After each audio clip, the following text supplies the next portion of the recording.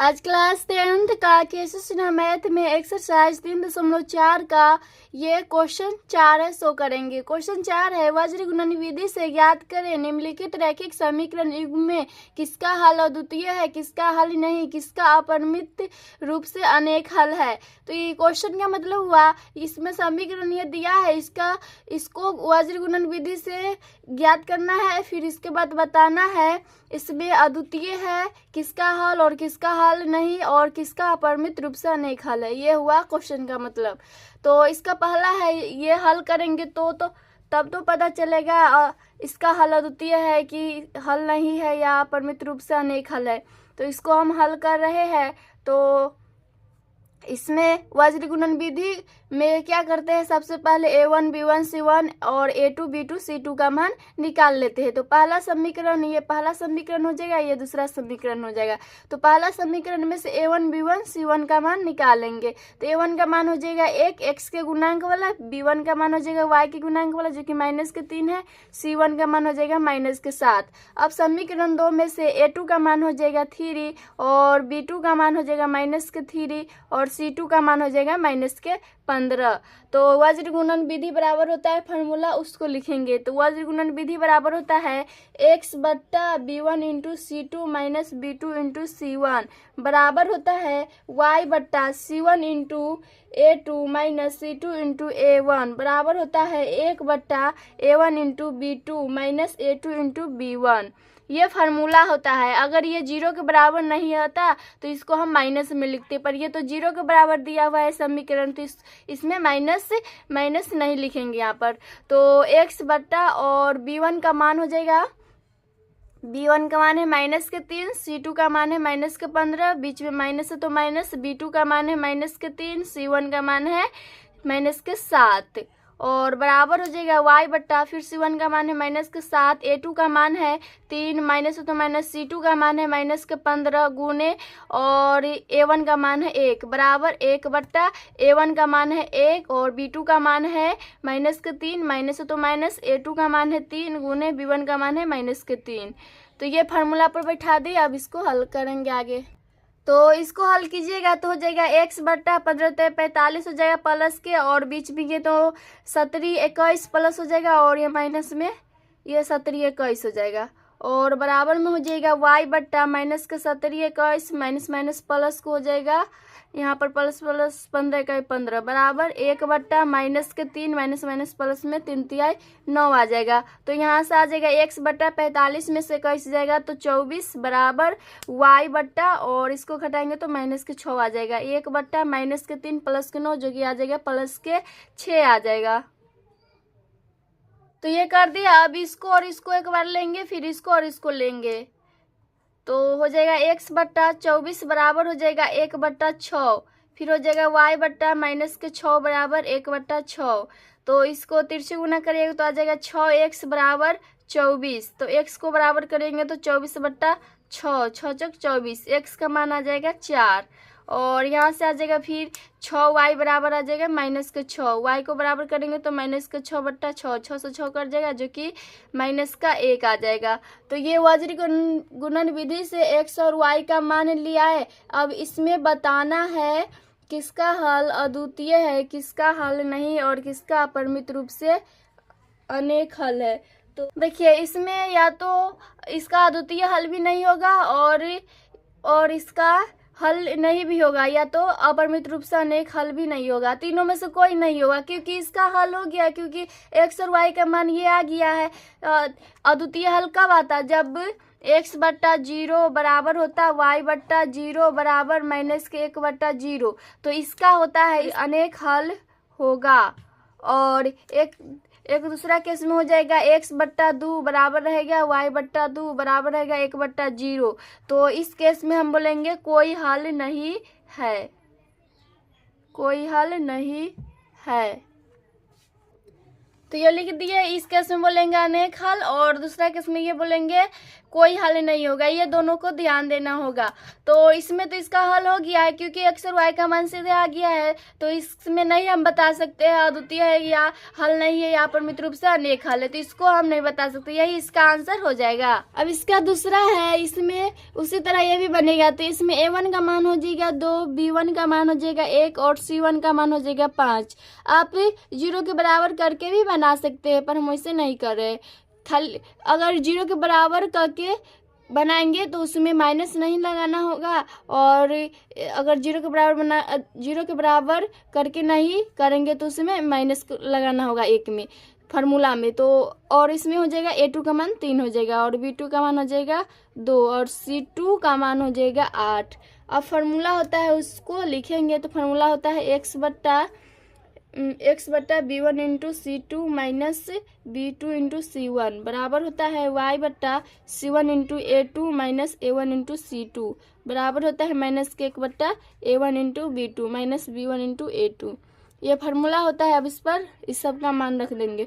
तो x बट्टा b1 का मान 1, c2 का मान है 8 माइनस b2 का मान है 2, c1 का मान है 5 बराबर y बट्टा c1 का मान हो जाएगा 5, a2 का मान है 3 माइनस a1 का मान है 2 और c2 का मान है 8 बराबर माइनस के 1 बट्टा a1 का मान है 2, b2 का मान है 2 माइनस b1 का मान है 1 और a2 का मान है 3।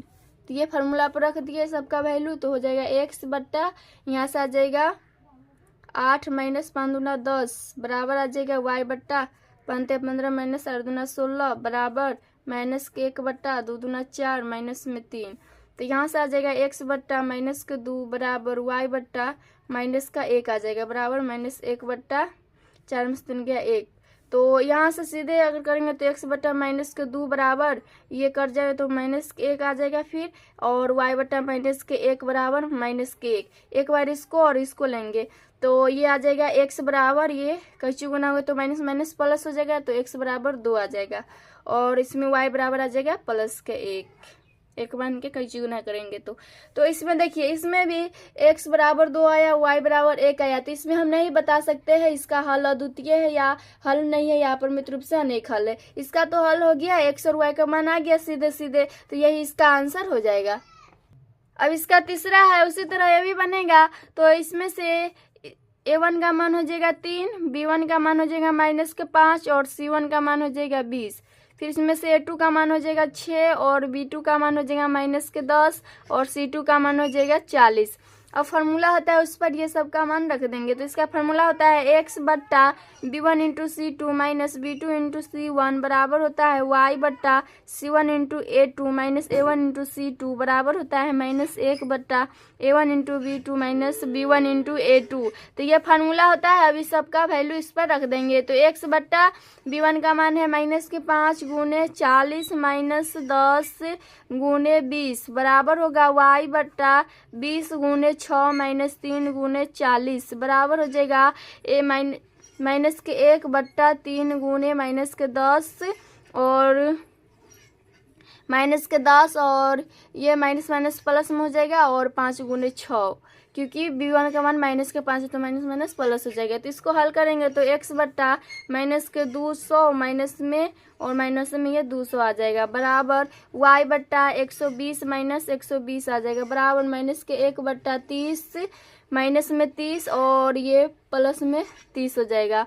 तो यहाँ से आ जाएगा x बट्टा माइनस के 200 प्लस के 200 हो जाएगा क्योंकि माइनस माइनस प्लस हो जाएगा। y बट्टा यहाँ से 0 आ जाएगा, फिर माइनस 1 बट्टा ये भी 0 आ जाएगा। तो देखिए इसमें x बट्टा 0 बराबर y बट्टा 0 बराबर माइनस के 1 बट्टा 0, ये सब 0 के बराबर आ रही है, ये सब 0 के बराबर आ रहा है। तो इसका हल अनंत होगा। तो लिख देंगे इसमें अनंत हल होगा, क्योंकि इसमें x और y का मान नहीं निकला सीधे, क्योंकि इसमें सबके बट्टा में 0 है, सब 0 के बराबर है। तो ये हो जाएगा इसका अनंत हल होगा, यही इसका आंसर हो जाएगा। अब इसका चौथा है, भी उसी तरह बनेगा। तो इसमें से a1 का मान हो जाएगा 1 और b1 का मान हो जाएगा माइनस के 3, c1 का मान हो जाएगा, ये हम 0 के बराबर कर रहे थे, ये प्लस के 3 हो जाएगा। फिर a2 का मान हो जाएगा 3, b2 का मान हो जाएगा माइनस के 9 और c2 का मान हो जाएगा प्लस के 2। अब फार्मूला होता है उस पर बैठा देंगे। तो या तो ये तो 0 के बराबर दिया हुआ है, आप उस इस तरह भी कर सकते हैं, माइनस में कर दीजिए। तो ये माइनस में हो गया। अब इसका बस फार्मूला में माइनस नहीं लगाएंगे, अगर 0 के बराबर नहीं रहता तो माइनस फार्मूला में लगाते। तो फार्मूला होता है x बट्टा, इसका फार्मूला होता है x बट्टा, तो x बट्टा और होता है b1 into C2 minus B2 into C1 बराबर होता है y बट्टा C1 into A2 minus C2 into A1 बराबर होता है 1 बट्टा A1 into B2 minus A2 into B1। तो यहाँ से आ जाएगा x बट्टा B1 का मान माइनस का 3 गुने C2 का मान हो जाएगा माइनस का 2, माइनस तो माइनस B2 का मान फिर हो जाएगा माइनस के 9, C1 का मान हो जाएगा माइनस के 3 बराबर y बट्टा फिर ये हो जाएगा माइनस के 3 गुने 3 माइनस 1 गुने माइनस के 2। बस ये सबका वैल्यू रख रहे हैं बराबर 1 बट्टा 1 गुने 9 माइनस के 3 गुने 3। तो ये सबका कीजिएगा तो आ जाएगा x बट्टा माइनस के 6 माइनस में 27 आ जाएगा बराबर y बट्टा माइनस के 9 माइनस में ये 2 आ जाएगा बराबर 1 बट्टा माइनस के 9 प्लस के 9। तो यहाँ से आ जाएगा x बट्टा माइनस के 33 बराबर y बट्टा माइनस के 7 आ जाएगा, क्योंकि माइनस माइनस प्लस हो जाएगा, मैं 9 में से 2 गया तो 7 माइनस के 1 बट्टा 0। तो इसमें देखिए x बट्टा माइनस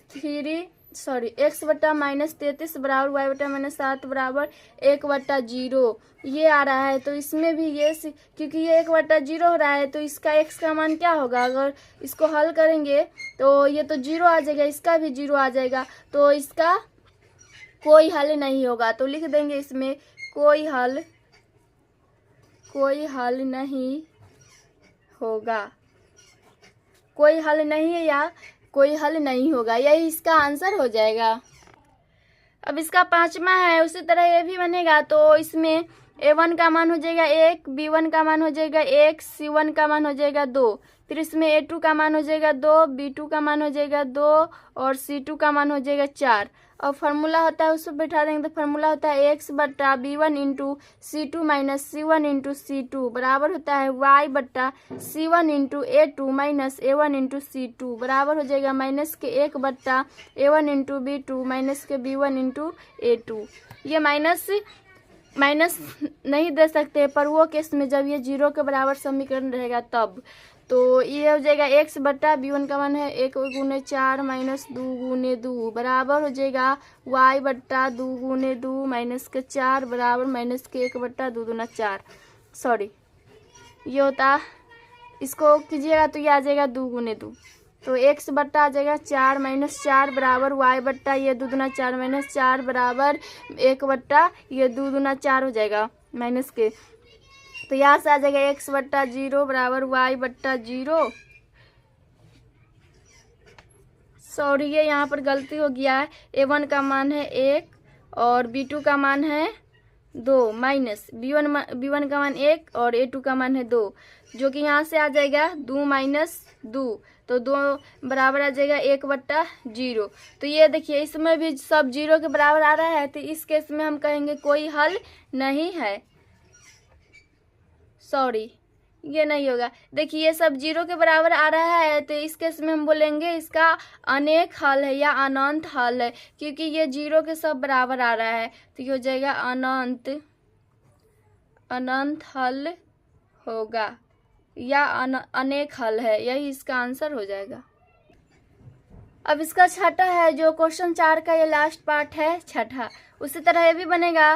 तो इसको समीकरण 1 2 या तो मान भी सकते या तो नहीं भी मान सकते। तो a1 का मान इसमें हो जाएगा 1, b1 का मान हो जाएगा 1, c1 का मान हो जाएगा 2, इसमें से a2 का मान हो जाएगा 2, b2 का मान हो जाएगा 2 और c2 का मान हो जाएगा 6। और फार्मूला होता है उस पर बैठा देंगे, तो इसका फार्मूला होता है x बट्टा b1 into C2 minus C1 into A2 होगा बराबर फिर y बट्टा C1 इंटू, यहाँ पर C2 ये होता है C1 इंटू C2 और यहाँ पर हो जाएगा C1 into A2 minus A1 into C2 बराबर 1 बट्टा A1 into B2 minus B1 into A2।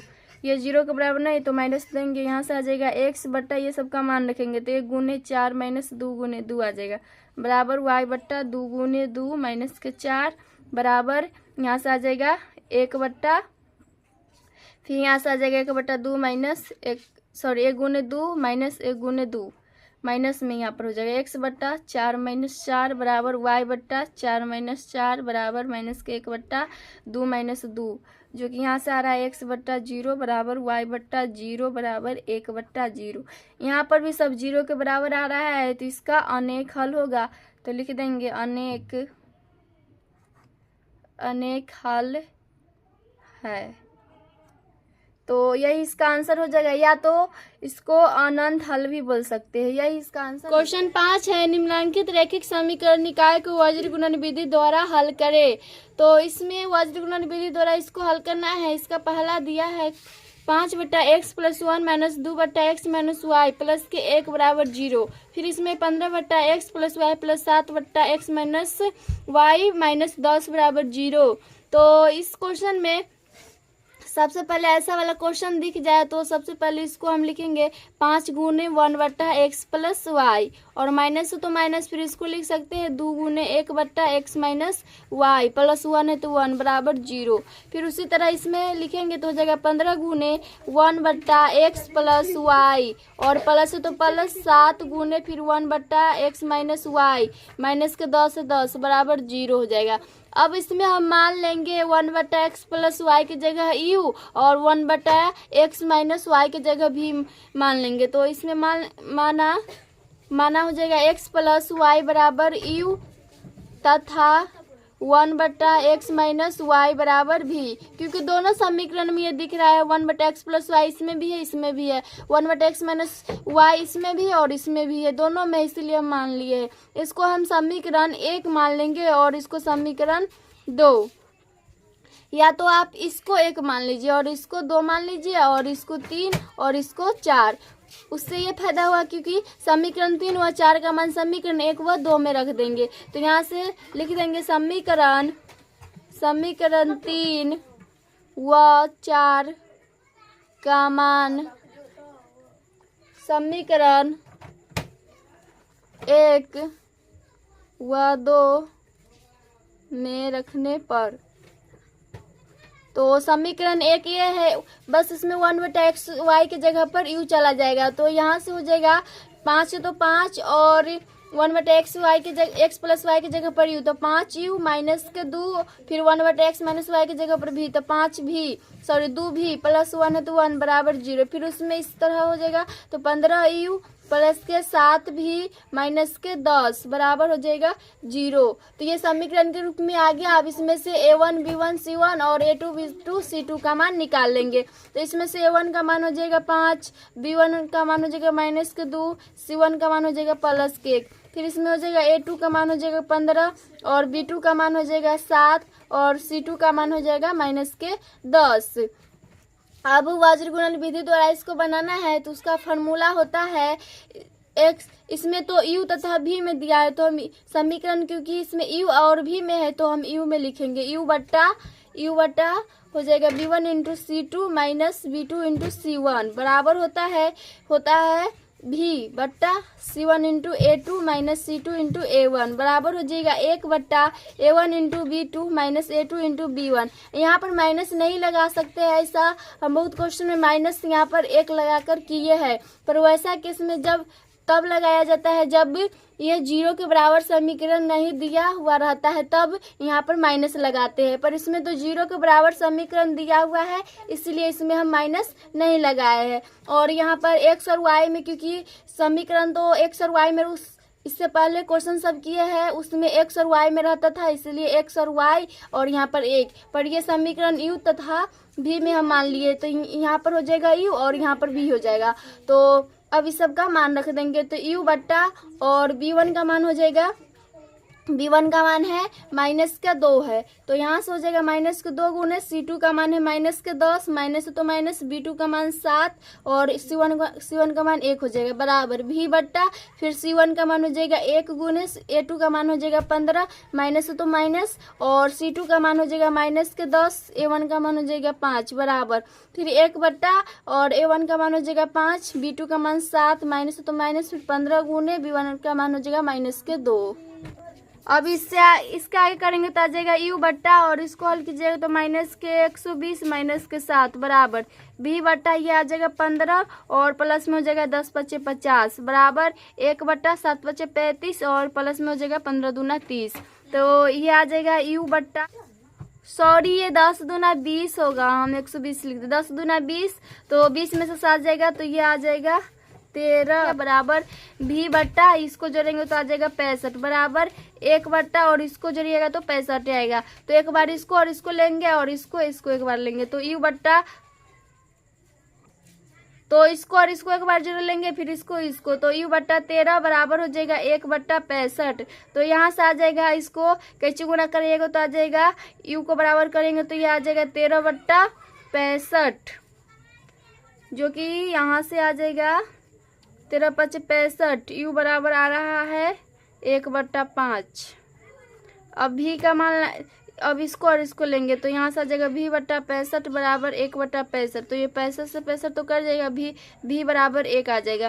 तो यू का मान 1 बट्टा 5, भी का मान 1, पर हमको यू और भी का मान नहीं चाहिए, हमको x और y का मान चाहिए। तो यू तथा भी का मान हम समीकरण जो 3 माने थे और 4 माने थे उसमें रख देंगे। तो ये लिख दिए समीकरण 3 और 4 ये है, तो 1 बट्टा x प्लस वाई है तो x प्लस वाई बराबर, और u का मान था 1 बट्टा 5, यहाँ पर लिख देंगे u तथा v का मान समीकरण 3 व 4 में रखने पर। तो ये हो जाएगा, यहाँ से आ जाएगा x प्लस वाई बराबर आ जाएगा 5, समीकरण इसको 5 मान लेंगे। अब भी का मान रखेंगे तो 1 बट्टा एक्स माइनस वाई बराबर भी के मान 1 है तो x माइनस वाई बराबर आ जाएगा 1, इसको समीकरण 6 मानेंगे। अब समीकरण 5 और 6 को जोड़ देंगे तो समीकरण 5 प्लस 6 से, तो समीकरण 5 है x प्लस वाई बराबर 5, समीकरण 6 है x माइनस वाई बराबर 1, तो इसको जोड़ेंगे तो ये तो कर जाएगा, यहाँ से आ जाएगा 2x बराबर 5 1 6, 2 3 6, x बराबर आ जाएगा 3, तो x का मान 3 आया। अब y का मान लाना है तो x का मान समीकरण 5 या तो 6 में रखिए, हम 6 में रख रहे हैं, 6 में रखने पर तो समीकरण 6 है x माइनस वाई बराबर 1 है, तो x के जगह पर 3 जगह तो 3 माइनस वाई बराबर आ जाएगा 1, जो कि माइनस के y बराबर आ जाएगा 1, और इधर आएगा तो माइनस में 3, माइनस को y बराबर आ रहा है माइनस को 2, माइनस माइनस प्लस, और यहाँ से आ जाएगा y बराबर 2, तो x का मान 3 आया और y का मान 2 आया, यही इसका आंसर हो जाएगा। अब इसका क्वेश्चन 5 का 2 पार्ट है, एक तो कर लिए, दूसरा उसी तरह बनेगा वो बना लीजिएगा।